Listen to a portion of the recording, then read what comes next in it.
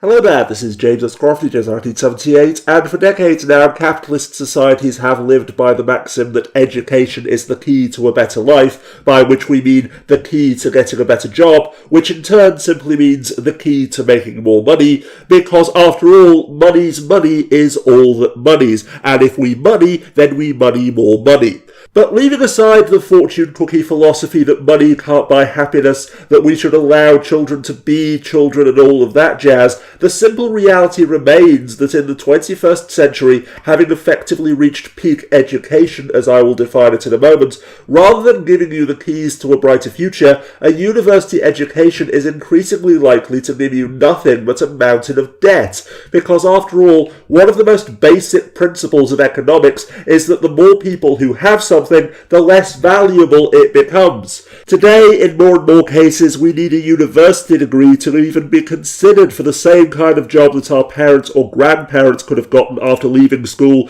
regardless of whether or not they graduated or even passed a single exam. And as a matter of fact, to quote the Scottish comedian Billy Connolly, who grew up in Glasgow in the 1960s next to a shipyard, "I became a welder. I wanted to be an engineer, but I got in the wrong queue." And although it seems that this bubble is finally deflating, if not outright bursting, with more and more young people actually refusing to obtain a higher education for the simple reason that they often correctly assume that the sheer scale of the resulting debt will outweigh any possible benefits, if this educational inflation did continue unabated, then in another 20 years you probably would need a master's degree just to become a welder. As it is though, people with PhDs are already having to find jobs at Starbucks, and no, not merely as a result of earning their doctorates in gender studies or medieval history, because as the article links down as Underbar explains, only 7% of MBA graduates in India are employable, since there are so many institutions offering MBAs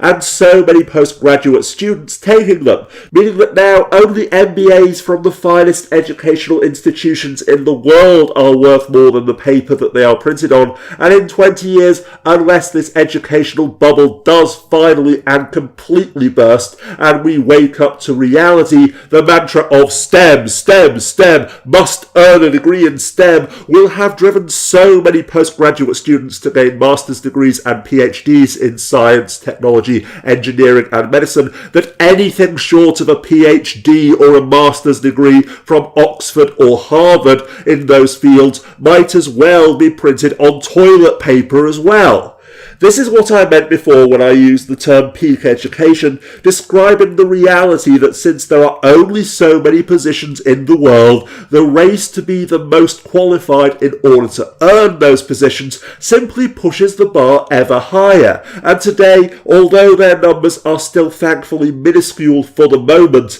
there are parents in the world who are literally scared that if their children don't get into the right kindergarten or elementary school, then they will be doomed for life. In countries such as Japan and South Korea, which now top the world rankings in terms of grades and test scores, children are often literally worked to death, attending after-school classes and cram schools on top of their normal education, which is already fairly draconian, essentially running to stand still. And for what? Because congratulations, 100 other people who applied for this position have exactly the same qualifications that you do, not counting the ones who committed suicide, are now in prison because they snapped, became chronically dependent on drugs and alcohol in order to cope with the stress, plunged into chronic depression, or were so emotionally traumatized by the whole education experience that they became hikikomori. But as I indicated before though, even if you want to write off all such people as weak or otherwise undeserving of sympathy or consideration,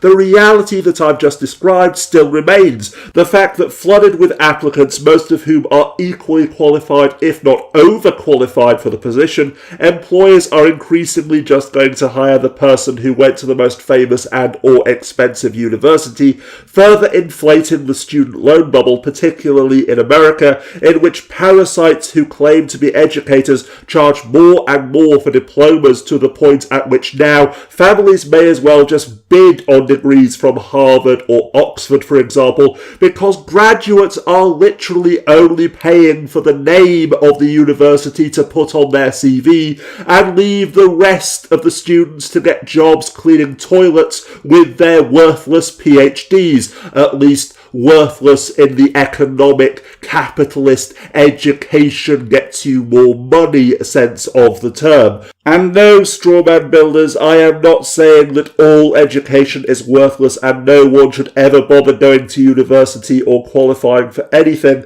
but that instead, as I've hopefully just explained very clearly, our fanatical obsession with competition and money is paradoxically making higher education increasingly worthless, at least financially, meaning that therefore the solution is simply for everyone, particularly parents, to get over this fanatical obsession and judge the quality of every individual's education, not the quantity, to recognise and understand that there is nothing wrong with being a baker, a car mechanic or a hairdresser, because there is actually more to life than money and status, to recognise and understand that the reason to get a PhD is because you want to perform research in that particular field, not simply to earn more money. And most importantly of all, assuming that this has ever been true in the so-called age of meritocracy, that forcing children to study for 18 hours a day will not guarantee they will achieve the position that you want them to achieve in their adult life, because beyond the classroom, qualifications are essentially worthless in and of themselves,